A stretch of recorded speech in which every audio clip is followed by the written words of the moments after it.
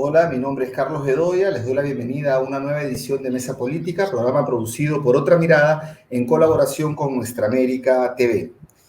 En esta edición vamos a tener al abogado Carlos Rivera, que es coordinador del área de defensa legal del IDL, fue abogado de la parte civil del juicio contra Fujimori, en este caso de derechos humanos, de violación de derechos humanos, y también nos acompaña Mirta Vázquez, abogada y política, que ha sido presidenta del Consejo de Ministros, presidenta del Congreso y abogada de máxima Chaupe, también en un caso de violación de los derechos humanos que fue muy polémico, muy conocido en el Perú.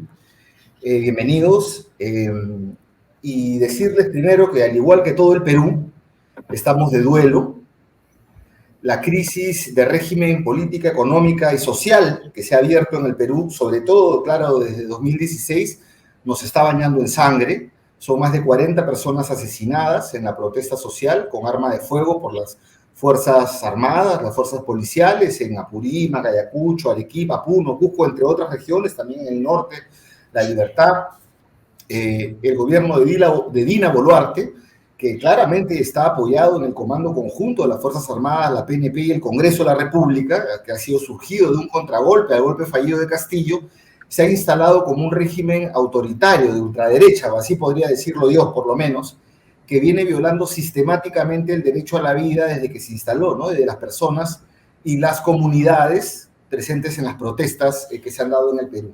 Ahora, esta protesta que es política, es decir, las demandas de las protestas no son económicos sociales en esta ocasión, sino de orden político, lo que es totalmente válido en una democracia, se resume en la renuncia de Dina Boluarte y la salida de la mesa directiva del Congreso, conducida por José Williams, el ex militar o militar en retiro, José Williams, para conformar un gobierno de transición con una nueva mesa directiva del Congreso que convoque elecciones de inmediato y sobre todo que garantice la protección de los derechos humanos y el derecho a la protesta social en ese interín, ¿no? A estas alturas, esta pareciera ser la única manera de que se restablezca la paz social, en especial en las regiones del sur del país, ¿no? Dina Boluarte, que es la presidenta actual, y la coalición de ultraderecha que nos gobierna, parece también que solo podrán mantenerse, y quieren, con represión y más muerte, ¿no? ¿Cómo sostener este gobierno? Entonces, para abordar las dimensiones y responsabilidades jurídicas y políticas de este enorme problema que tenemos y vislumbrar algunas soluciones concretas, es que están nuestros invitados que hace un momento mencioné. Nuevamente, de un lado, nos acompaña Carlos Rivera, abogado especialista en asuntos penales y derechos humanos del Instituto de Defensa Legal, como dijo en su momento, coordinador del área de defensa legal, y también Mirta Vázquez, abogada política, quien también ha sido presidenta del Congreso, presidenta del Consejo de Ministros de octubre de 2021 hasta enero de 2022 con Castillo, y presidenta del Congreso 2020-2021 cuando el presidente transitorio fue el señor Sagasti. Entonces, muchas gracias por estar aquí, tanto Carlos como Mirta, y bueno, primero reiterar las condolencias y un saludo a las fraterno, al solidario, a las familias que se han visto enlutadas en estas últimas semanas desde que asumió el gobierno Dina Boluarte, ¿no? Entonces, ya para empezar, comenzaríamos con Carlos. ¿Qué está sucediendo para ti en el país? ¿Cómo ves? ¿Estamos en una dictadura cívico-militar, como se señala? Mira, no me atrevería a hacer una calificación del tamaño de eso, ¿no?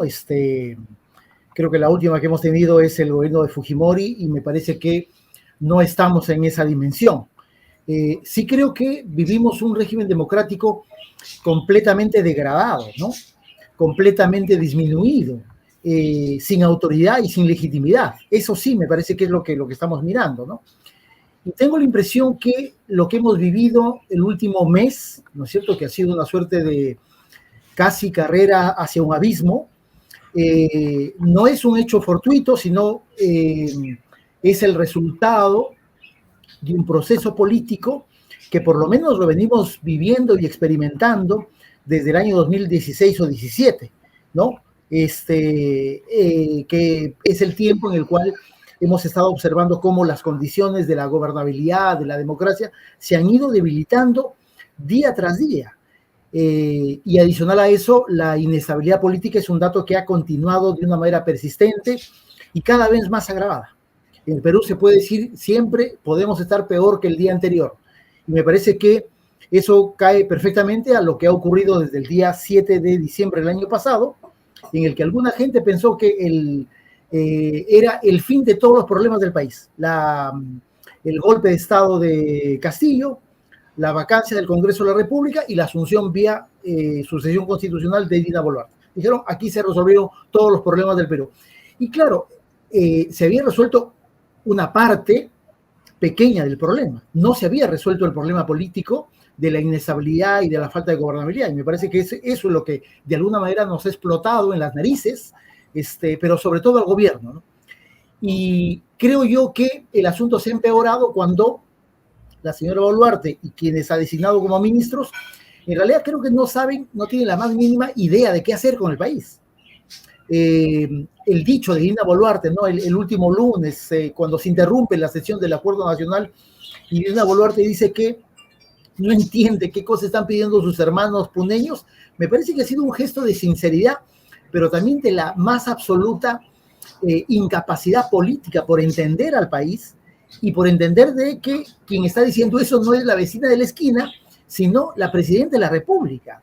Creo que eso ayuda un poco a calibrar esa dimensión. Y obviamente, como sí suele ser un dato histórico en el Perú, cuando hay gobiernos débiles, incapaces, ¿no? Sin fuerza política que los sostenga, bueno, ahí están siempre la puerta de los militares, ¿no? Este dato de que quiere que las graves violaciones a los derechos humanos sean vistas por los militares. Los militares le han dicho, no señora, nosotros no tenemos nada que ver en ese tema. Muestra una recurrencia a acercarse al poder militar, ¿no? Y lamentablemente los resultados los hemos visto. Un gobierno que tiene poco menos de más de un mes, tiene 46 muertos encima, y por lo tanto creo que ahí se ha ocurrido un dato en el que yo creo que Dina Boluarte perdió todo crédito con el que llegó constitucionalmente el 7 de diciembre del año pasado.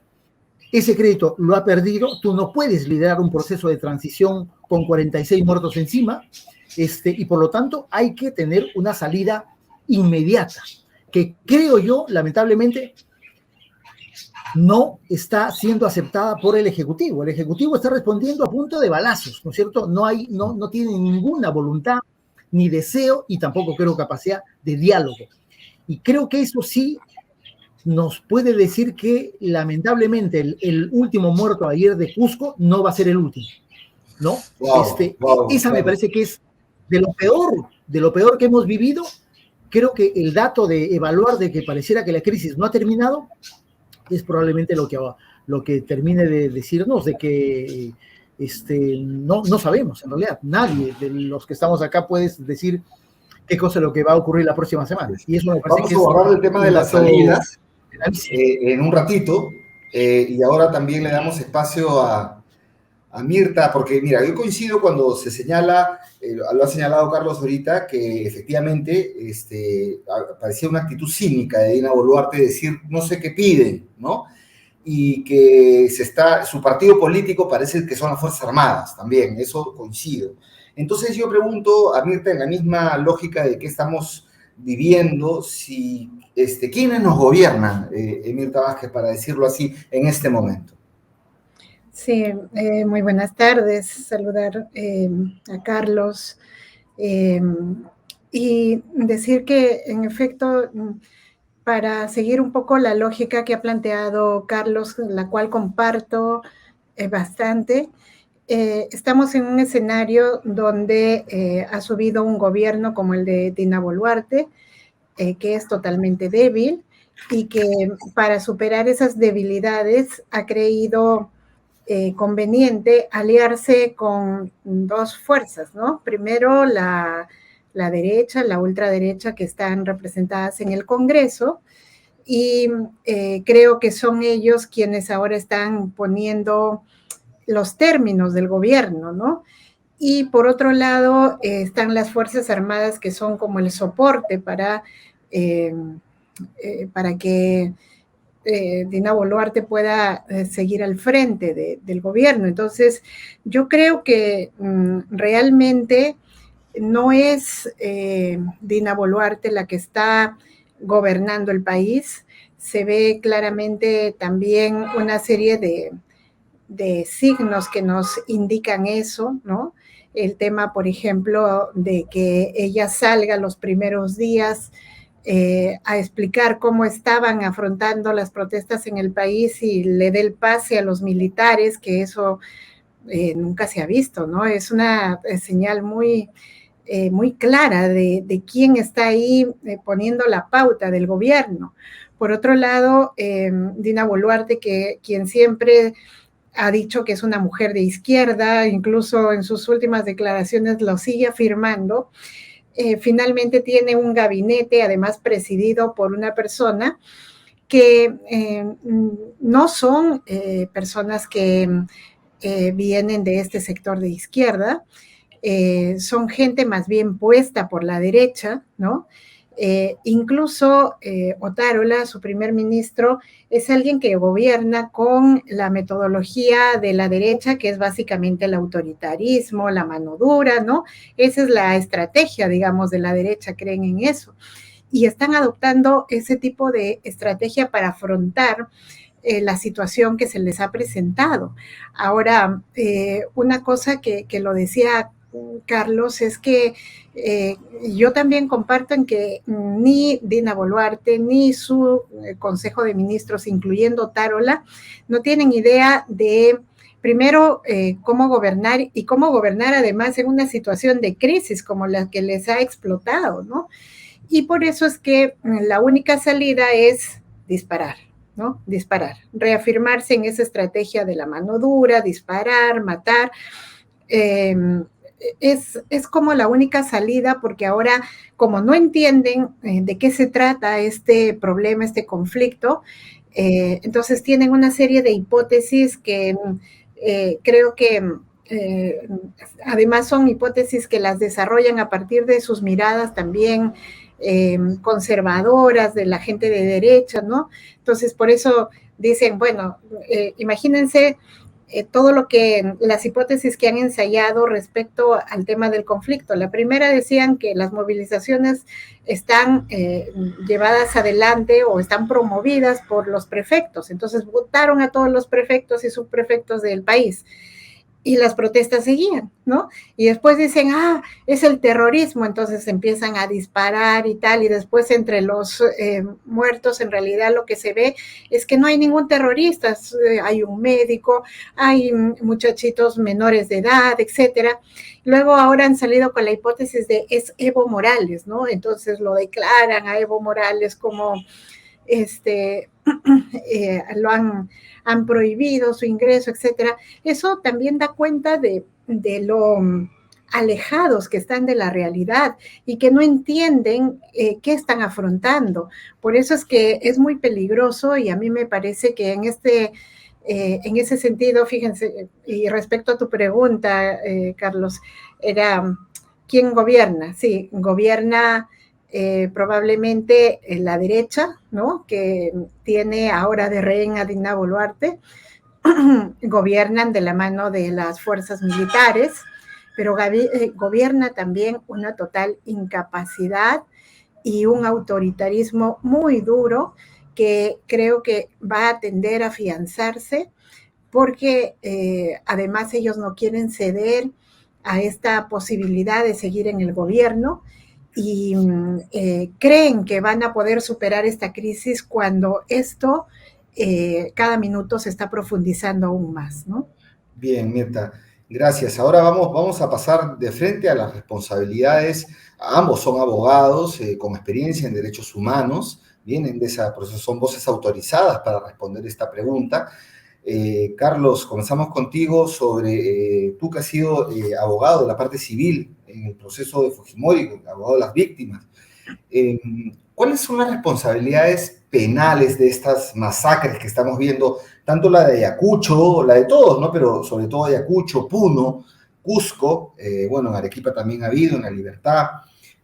Solamente para dejarte la pregunta es, si puedes mencionar en algunos casos de Boluarte como presidenta, Otárola como premier o como presidente del Consejo de Ministros, Angulo como el primer presidente del Consejo de Ministros, los demás ministros, ¿no?, que no renunciaron de inmediato, el presidente del Comando Conjunto de las Fuerzas Armadas, el señor Manuel Gómez de la Torre. No le gusta que digan su nombre, ni no gusta que digan los nombres de los generales ni de los policías, pero lo digo, ¿no? El señor Manuel Gómez de la Torre y los demás, del resto del Comando Conjunto, el comandante general de la policía, señor Raúl Alfaro, y el resto del alto mando de la Policía Nacional del Perú. Entonces, ¿cómo son estas responsabilidades penales en un Estado de Derecho? En una democracia, las responsabilidades penales son determinadas sobre la base de hechos y de evidencias. Y me parece que después de 46 muertos, es posible determinar la existencia de evidencia de carácter criminal muy solvente para dar cuenta de las responsabilidades penales no solamente de quienes dispararon, es decir, los que han cometido materialmente el crimen, sino también poder proyectar desde una tesis de investigación de parte del Ministerio Público la existencia de órdenes superiores.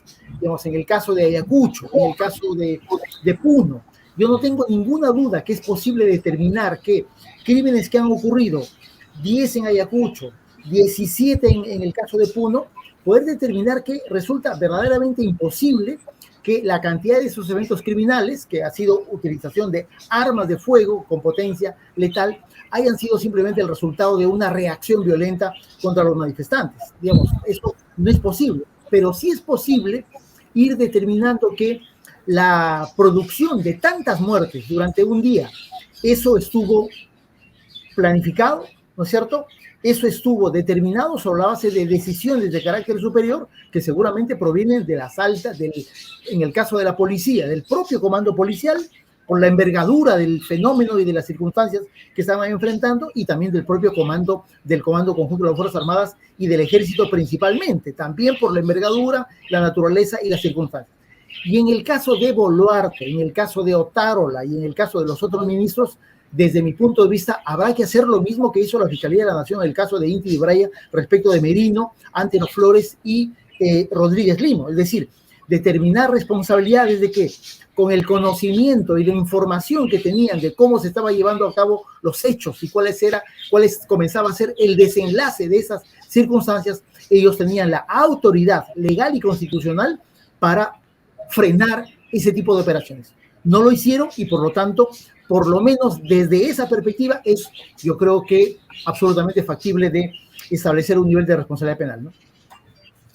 Bien, en el caso Mirta, bueno, Carlos nos ha señalado claramente que tiene responsabilidad penal que tendrán que asumir, porque los militares siempre se decía, ya no se quieren meter en política porque vienen escaldados del régimen de Fujimori, que, bueno, se han metido y van a tener que dar respuesta, lo siento, pero en el caso del Ejército Peruano y la Policía Nacional, ¿tú cómo ves esto en el caso de las responsabilidades jurídicas, Mirta? Y también te agrego, tú que has también visto en el caso del sistema interamericano de derechos humanos o los sistemas internacionales de derechos humanos, ¿qué podemos esperar, ¿no? Que además están de visita, ¿no? Están haciendo una visita aquí en Perú. Sí, yo creo que este hecho es un hecho muy grave, ¿no? En toda Latinoamérica, creo que solamente en los casos de las dictaduras se ha visto una actuación de los gobiernos de esta manera, ¿no? Ni siquiera lo que ha pasado acá no se compara ni a lo que ha sucedido ni en Colombia siquiera o en Chile, cuando en estos últimos años han habido protestas y efectivamente también hubieron muertos, pero las circunstancias eran otras, no como las que están rigiendo ahora en el país, donde claramente vemos que sí hay una orden directa del gobierno, hay una reafirmación por este tipo de manejo del conflicto con la utilización de la represión, la fuerza pública, y con estos resultados que el gobierno no solamente no quiere asumir, sino que justifica, ¿no? Las muertes las justifica en los temas de la presencia terrorista, etcétera, el restablecimiento del orden público, como ha dicho el primer ministro, ¿no? Entonces yo creo que es muy evidente que se trata aquí de una política, de una decisión tomada por las autoridades del más alto nivel, y eso va a traer consigo responsabilidades. Creo que el hecho de que la Comisión Interamericana esté aquí ahora haciendo una visita in situ va a ser fundamental, porque se va a recoger, digamos, de primera mano también las evidencias de lo que ha sucedido, y más adelante eso, por supuesto, puede llevar a una serie de procesos, incluso en el sistema interamericano, si es que acá dentro del país, como parece suceder siempre, ¿no? Se intenta blindar y generar condiciones de impunidad en estos casos, pero creo que el hecho de que la Comisión Interamericana esté aquí nos da también, nos abre la puerta que si acá no logramos hacer justicia, o como siempre se presentan esta suerte de blindajes, pues podemos recurrir ante la comisión, que seguramente tendrá información de primera mano, y llevar adelante un proceso, porque una de las responsabilidades fundamentales de los estados, y además eso está establecido, digamos, en una serie de instrumentos que nosotros como país hemos firmado y por tanto nos hemos comprometido a respetar, es justamente el respeto escrupuloso por los derechos humanos, el cautelar, sobre todo, bienes jurídicos y fundamentales como la vida, la integridad, ¿no? Incluso tenemos, digamos, incluso en los casos más extremos, en los casos de guerra, incluso, ¿no? El derecho humanitario establece parámetros para que las personas no sean agredidas de manera desproporcionada, y creo que ni siquiera eso se está respetando en nuestro país. Nosotros, yo creo que podríamos llevar adelante más, seguramente, pasados estos sucesos, podríamos llevar adelante acciones, como bien lo ha explicado Carlos Rivera, y si acá no se logra generar sanciones severas, pues tenemos el sistema interamericano, en últimas la Corte de Derechos Humanos, la Corte Interamericana de Derechos Humanos, para intentar hacer justicia en este caso, que creo que no debería quedar bajo ningún término impune, porque además es un asunto que sienta un pésimo precedente y que tenemos que dar señales que ni aquí ni en ningún país del mundo se puede permitir una actuación de esta naturaleza, ¿no? Bien. Carlos, no sé si quieres agregar algo sobre el sistema interamericano o el sistema universal, pero ya pasando a las responsabilidades políticas, ¿cómo ves también las responsabilidades políticas? No del lado penal, sino del lado también en Congreso, por ejemplo, el presidente del Congreso, el señor Williams, Montoya, Cueto, los Tudela, Narro, que tienen me parece a mí que son los asusadores. ¿Cómo ves estas responsabilidades políticas? ¿Por qué no hay censuras? ¿Por qué no hay interpelaciones? Creo que Sigrid Bazán y Ruth Luque han presentado una acusación constitucional y alguien más, ¿no? Entonces, ¿cómo ver también, deslindar de estas responsabilidades políticas de Congreso, Ejecutivo, del propio Castillo, ¿no? Que está ahí en Barbadillo, y bueno, también los gobernadores, ¿qué pueden hacer? No sé si nos das tu visión política también. Sí, mira, en realidad yo creo que no hay censuras, no hay interpelaciones por una razón muy simple. Han tomado el poder, ¿no es cierto? Han tomado el poder. Digamos, ¿para qué fastidiar a tus propios aliados? Y esa es la razón por la cual yo hacía referencia en su momento de que lo que estamos viviendo es el resultado de un proceso político, ¿no? Este proceso del terruqueo, ese proceso de que básicamente se está dividiendo en dos al Perú, ¿no? Los que están a favor y en contra, los que piensan como yo, y el que no piensa como yo es un terruco, ¿no es cierto? Y por lo tanto hay que eliminarlo. Esa forma de hacer política, que es como antes se decía, una forma bastante senderista de hacer política, se ha instalado en la política peruana desde hace mucho tiempo, ¿no? López Aliaga, Cueto, son seguramente las Montoya, las mayores expresiones, pero claro, hay una serie de secundones que van ayudando a que eso se consolide. Y me parece que no solamente ellos son responsables, ¿no? Me parece que hay que marcar también la responsabilidad de Pedro Castillo con su gravísima y elevada irresponsabilidad política de conducir a una suerte de desastre al país.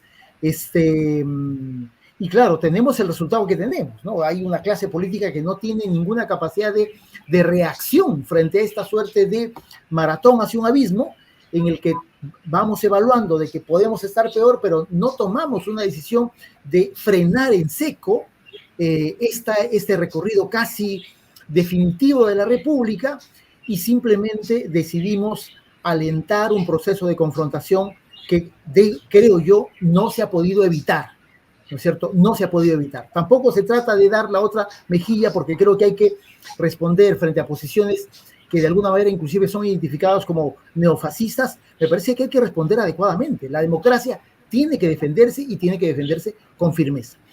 Pero las responsabilidades políticas están ahí sobre la mesa. Lo peor de ese escenario, de esas responsabilidades, es que nadie está asumiendo justamente responsabilidad alguna. Ni el Ejecutivo, tampoco el Congreso, todos son muy prestos a señalar al de enfrente. Nadie está diciendo o está queriendo tomar una actitud de autocrítica, ¿no es cierto?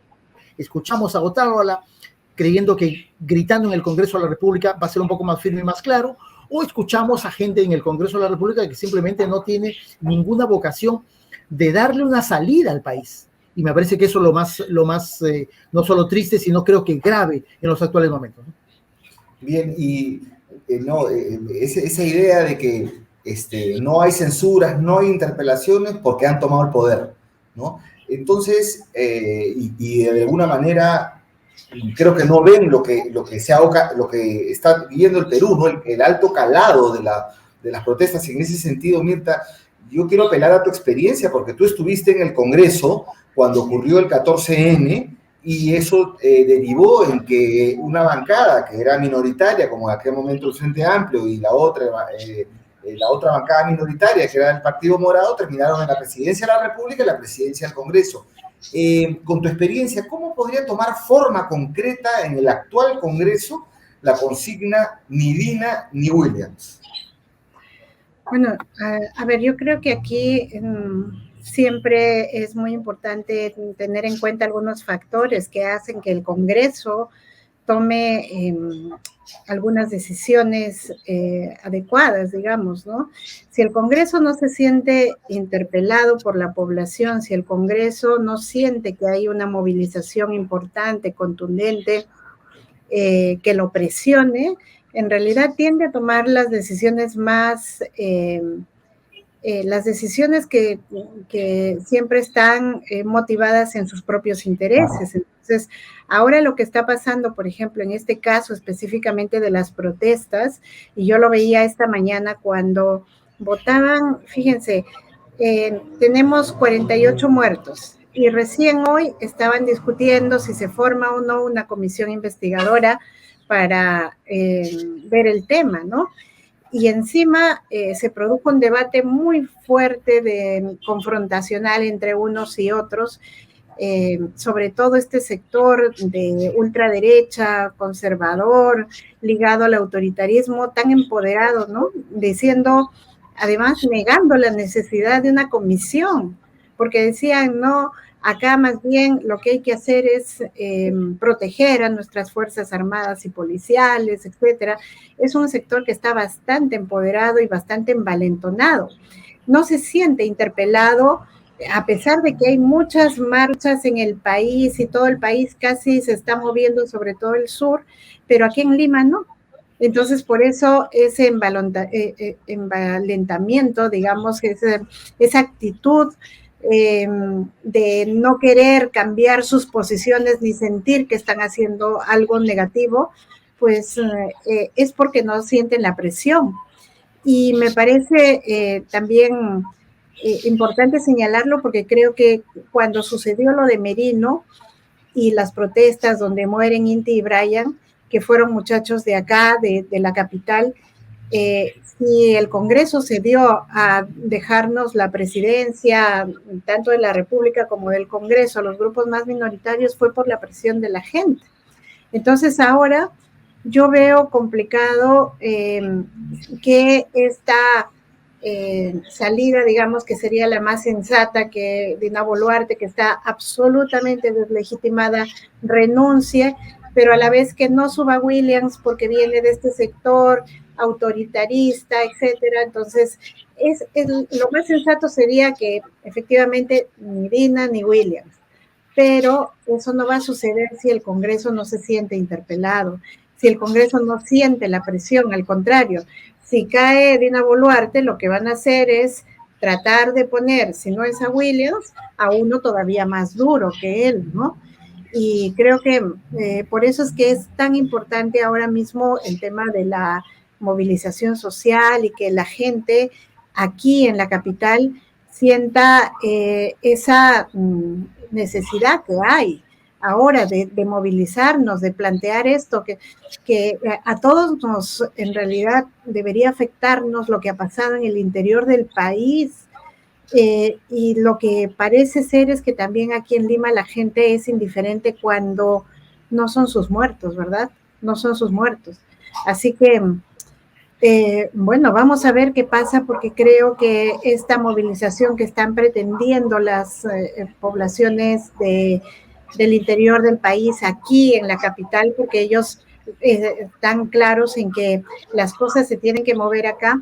Vamos a ver si se consolida una gran movilización acá. Eso podría ser de alguna manera el punto de presión, y lo que habría que hacer es pedir que se nombre una nueva mesa directiva, donde quien pueda asumir sea alguien, pues, efectivamente, que no provenga de estos sectores duros, sino alguien que sea más bien conciliador y que nos lleve a este proceso de transición de la manera más adecuada posible, ¿no?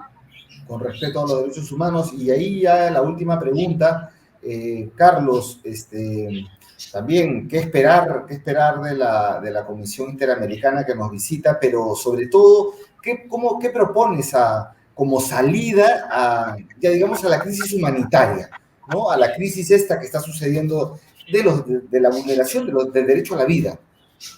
Mira, a ver, respecto de las organizaciones internacionales, ¿no? Yo tengo la convicción de que, como en el pasado, van a jugar un papel fundamental, ¿no? Tanto la Comisión Interamericana, que está ahora de visita in loco acá en Perú, ¿no es cierto? Y también la visita que la próxima semana hará un representante del Alto Comisionado de Naciones Unidas para los Derechos Humanos. Ese me parece que va a ser un elemento importante de valoración, de evaluación, de búsqueda de contacto, de ojalá de establecimiento de algún puente de comunicación entre las partes que están ahora en una situación francamente lamentable y beligerante. Y creo también tendrá la comunidad internacional, como en el tiempo pasado, jugar un rol importante. No es suficiente los mensajes vía Twitter. Creo que se va a tener que buscar un protagonismo un tanto más activo de parte de la comunidad internacional. El degradamiento de la democracia en el Perú es una cosa bastante sensible, digamos. Simplemente si comparamos este suceso del fin de semana pasado en el Brasil y lo que ha ocurrido en Puno, digamos, nos preguntamos qué cosa es lo que nos ha pasado a nosotros, ¿no es cierto? ¿Cómo es posible que un día mates a 17 personas y un evento tan gigantesco, masivo como el de Brasil, violento, no hay nadie fallecido, ¿no es cierto? O sea, hay un tratamiento, por lo tanto, bastante singular. ¿Eso a qué me lleva? Me lleva a que lo que corresponde cuando tú dices qué propuesta humanitaria, bueno, la primera propuesta humanitaria en una situación de conflicto social es que los aparatos de seguridad cumplan con la ley, ¿no? El jefe de la policía dice que la policía peruana tiene protocolos de los derechos humanos, sí, pero en realidad yo creo que los han tirado al tacho de la basura, porque me parece que el protocolo que no se lleve a cabo no sirve para nada, ¿no es cierto? No sirve absolutamente para nada. Esa tendría que ser la primera alternativa, que las fuerzas de seguridad cumplan con la ley y cumplan con el encargo que la Constitución les dice. La Constitución no dice que tienes que meterle bala al primer manifestante, dicen que tienes que proteger la vida de la gente, resguardar los derechos fundamentales de la gente. Es cierto, también la propiedad privada, la propiedad pública, pero ante todo está la vida de la gente. Los bienes públicos y privados se pueden restablecer, la vida de la gente nunca más. Y claro, lo otro, hay que hacer un llamado a la mesura de parte de los gobernantes. Es decir, no puedes tener un primer ministro, desde mi punto de vista, que está siendo uno de los principales personajes alentando la violencia, ¿no es cierto? Cuando un político de la altura de Otárola, lo digo no por su envergadura personal, sino por el cargo que utiliza o que tiene, dice lo que dice públicamente, él está alentando en la utilización de la violencia. Él está alentando... Es el acusador principal casi. ¿No es cierto? O sea, por lo tanto, creo que ahí el rol de una autoridad no es empujar a las fuerzas de seguridad a meterle bala a los ciudadanos, ¿no es cierto?, por más vándalos y delincuentes que sean, sino de respetar y restablecer el orden, un orden no de muertos, sino un orden estrictamente democrático. Me quedo ahí, Carlos. Muchas gracias. Gracias, Carlos. Y también ahora, Mirta, te traslado la pregunta, pero más en el punto de vista político. Esta crisis política que ya parece que ahora estamos en ni Dina ni Williams y que la siguiente consignas ya parece ser la de un referéndum constituyente, que parece incluso que hasta no basta, ¿no? ¿De qué tan profunda es la crisis y cómo poder salir? ¿Cómo poder detenerla? Bueno, hay que estar conscientes que esto que está pasando no es producto de una situación concreta, puntual o coyuntural del momento, ¿no? Sino que esto ha sido el estallido de un proceso que se viene gestando hace mucho tiempo, un proceso de ingobernabilidad, un proceso de deslegitimación progresiva de los diferentes poderes del Estado, un proceso de precarización de la política, de las instituciones políticas como los partidos, ¿no? Todo eso es lo que ha abonado a esta crisis y hemos llegado a un punto en el que ha estallado todo. Entonces, la solución y la salida para esto, por supuesto, tiene que pensarse en varios, digamos, a corto, mediano, largo plazo, ¿no? No podemos pensar como una situación o una salida que inmediatamente va a solucionar todo este problema. Creo que necesitamos salidas muy profundas. Cuando hablamos, por ejemplo, del tema de quién asume esta transición, si la presidenta Dina sigue o entra Williams o entra otro, estamos hablando simplemente de cómo tratamos de desescalar en primer lugar este conflicto social tan grave que tenemos. O sea, eso apenas lo que va a hacer es lograr desescalar, que es un primer y necesario paso. Creo que hay que desescalar la crisis, esa podría ser la manera, pero luego tenemos que pensar en que este país probablemente necesita nuevos pactos sociales, ¿no? Nuevos pactos sociales, porque eso lo está expresando, digamos, la movilización social en este momento, todas estas suertes de procesos de levantamiento, lo que traen detrás es una serie de demandas históricas, es una serie de procesos que no se han sabido superar, ¿no? Esas fracturas que no hemos sabido superar como país, fracturas que están marcadas por la discriminación, por el racismo, por el clasismo, por el olvido de estas poblaciones, la marginación, ¿no? Este país por años se ha vendido como el país que ha crecido más económicamente a nivel de toda América Latina. Sin embargo, esos crecimientos nunca incluyeron a todos. Han dejado al margen a la gente más pobre, a la gente que ha tenido que dejar sus territorios para que esa riqueza se produzca. Y creo que en el fondo es todo eso lo que se está reclamando, ¿no? Todas esas fracturas tenemos que empezar a superarlas y no va a ser un proceso fácil. El que podamos refundarnos como nación, como país, nos va a costar casi los 200 años de república que hemos acabado de cumplir, ¿no? Parece un fracaso la república, ¿no? Parece un fracaso, lamentablemente a los 200 años nos damos cuenta que la república es un fracaso y probablemente lo que necesitamos ahora es reconstruirnos, Eso tiene que hacerse con un proceso a largo plazo y por eso necesitamos nuevos pactos sociales. No solamente, ni siquiera ya alcanzaría una nueva constitución. Son nuevos pactos sociales. ¿Cómo Se está hablando incluso para no caer en estas propuestas radicales, separatistas, de avanzar a un federalismo, a lo mejor, que fue el primer debate que tuvo el primer Congreso peruano. Correcto. O sea, ¿es posible seguir siendo un país unitario? Me pregunto. Esa es una reflexión a la que tenemos que entrar profundamente y de manera honesta y sincera, ¿no? Las poblaciones del sur se han sentido en estos 200 años parte de esta república. ¿Por qué no se lograron incluir? Es parte de una reflexión profunda, cómo necesitamos reconstruirnos como Estado, como nación, qué es el modelo que necesitamos con un país fracasado en el tema de la descentralización, con un país fracasado en el tema de la lucha contra estas taras que tenemos como el racismo, con un país que no ha podido superar cuestiones fundamentales como la corrupción. ¿Qué necesitamos hacer? Seguramente este hecho histórico que está marcando tan duramente al país nos va a plantear esos desafíos de ponernos a pensar en cómo nos reconstruimos como Estado-nación. Efectivamente, estamos todavía en el inicio de buscar una salida, una solución, y aún así está difícil porque los actores no se ponen de acuerdo, no quieren.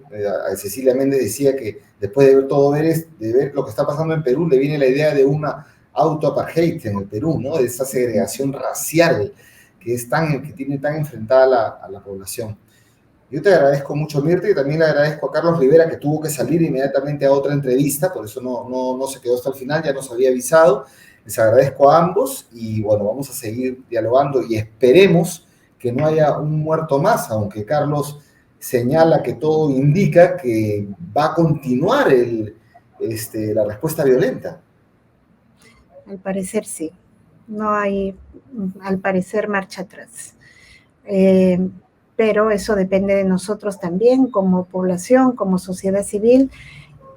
Nos toca asumir un rol también importante para cuestionar a este gobierno y hacerle ver que la solución está en las manos de ellos. Es una solución política y no una solución militar la que necesitamos ahora mismo. Necesitamos solución política y no solución militar, nos quedamos con eso.